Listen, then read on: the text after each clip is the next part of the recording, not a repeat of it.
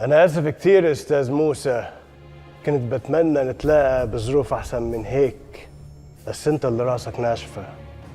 لا، ما احنا هنتلاقى، بس على الله لما نتقابل راجل لراجل، وش في وش، ولا مالكش فيها؟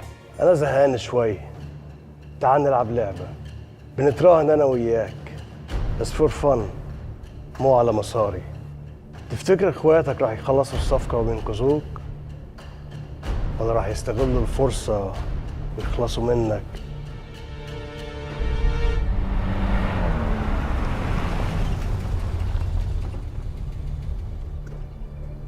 عمر عايز ايه؟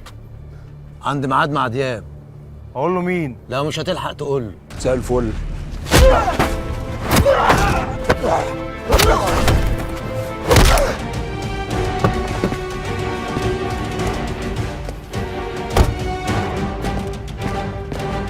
بقول لك يا حبيبي، هو انت عندك اخوات؟ أنا ما بحب يكون عندي نقطة ضعف، بحب أعيش لحالي. يبقى مش هتفهم. أنت واثق فيهم يعني؟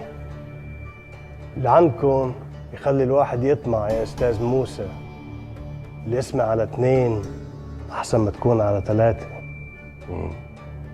لا، ده عندك انت، مش عندنا احنا.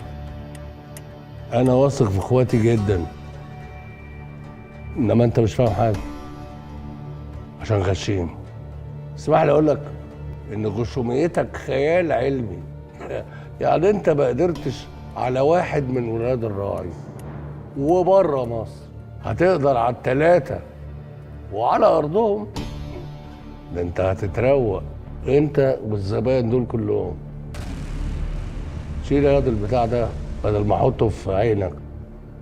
شيل. اثبت يلا ولا اثبت. ايه ده يا راجل؟ ايه ده يا راجل؟ ايه ده يا نديم؟ انت تمام؟ انا كويس. ايه ده؟ واضح إن إخواتك بيحبوك كتير، وزي اللي عندي برجليكم كمان، شو قلبكم ميت. احنا مش جايين نتغزل في بعض، احنا جايين ناخد اخونا ونتحرك على طول. الورق اهو اللي سهل لك دخول الشحنه البلد. ليه عملتوا كده؟ انا قلت ما ننخش للكلام دول. البلاوي دي ما ينفعش تخش البلد. الورق ناقصه توقيعك يا راغب. انا كده كده مش ضامنك يا دياب، ما ينفعش الكروت كلها تبقى في ايدك. اللي هيحصل دلوقتي ان هم كلهم هيتحركوا، وانا هفضل معاك، ولما احس ان هم في امان امضي لك على كل الاوراق اللي انت عايزها. احنا هنخرج احنا ال3 من هنا مش ناقصين واحد.